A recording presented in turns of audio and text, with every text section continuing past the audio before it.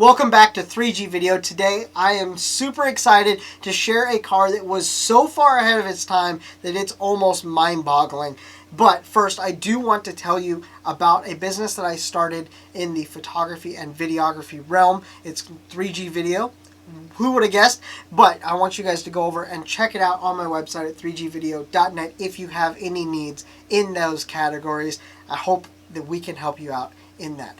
Anyways, today's video is going to be on a car that had a turbocharger. It had water meth injection, and it was built in the 1960s. Absolutely insane, very rare, and we are going to go talk to the owner and learn a whole lot more today. So let's go ahead and get started.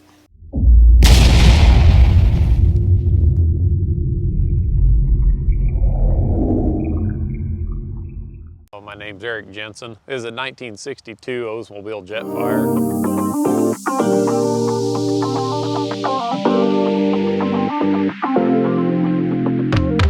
It's the first ever turbocharged automobile. 301 foot-pounds of torque, 215 horsepower. When you calculate it all out, there's actually quite a bit less than 50 Jetfires still in existence with working turbos on them. They used what they called turbo rocket fluid and injected that. It's just 50% distilled water, 50% methanol, and a little bit of water-soluble oil. And the oil just keeps the methanol from heating up the brass and the diaphragms in the system. I got this one in 2015. It was parked in 1974 with 44,000 miles on it. From 74 until 2015, it just sit there.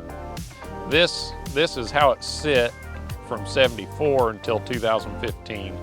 Started messing with it. I was able to get it to fire up.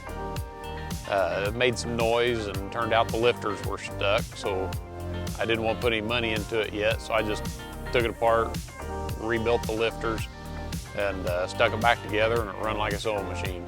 I've owned 7 of them, counting my parts cars. It started out, we was looking for a 62 Cutlass for my wife. I was into the 70 Cutlass and 442s, and she couldn't see over the dash as well in those cars, so we started looking for a 62 Cutlass because they're a little smaller car. Then while looking for the 62 Cutlass, we found the Jetfire model. It's same as the Cutlass, just turbocharged and extra trim, and we both ended up falling in love with these cars, so I sold off all my other Oldsmobiles, and this is all we play with right now. Well, with the Jetfire model, there's a few different things on the trim that'd be different than the Cutlass or the F85. The Jetfire had 2 of the wind splits instead of the one in the center. And the Jetfire, they got the wider trim down the side, where a Cutlass would have just had the upper trim with no insert. Interior, it's all original to this car.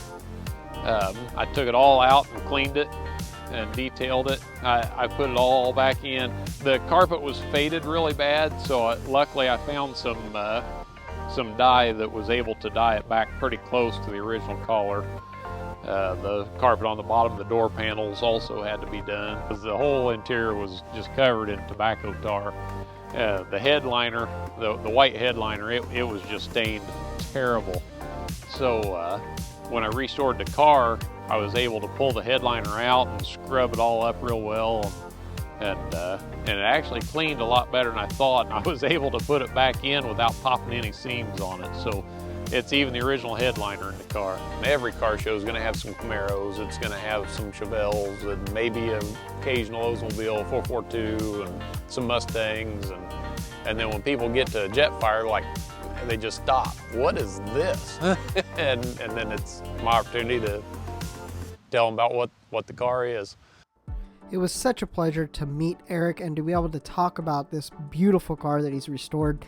He went into so much detail with just talking to him. His knowledge is very impressive. And if you want to know more about this car, I highly suggest you go check out his YouTube channel at Olds Jetfire. I will put a link in the description. Go down there, check it out to get some more in-depth look on to how the different systems work, like the fluid injection for the water meth. This was such a cool car to be able to learn so much about and to be able to take pictures of.